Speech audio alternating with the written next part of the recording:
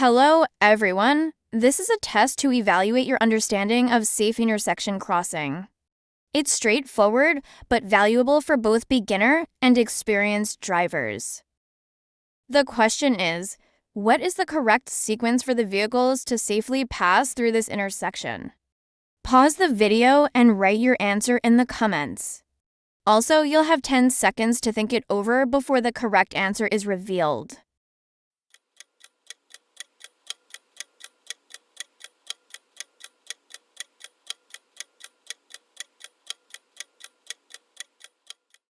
Now let's take everything in order.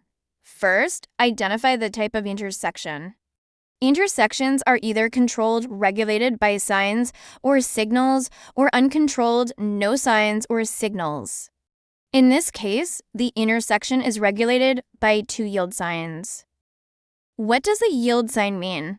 Slow down as you approach the intersection.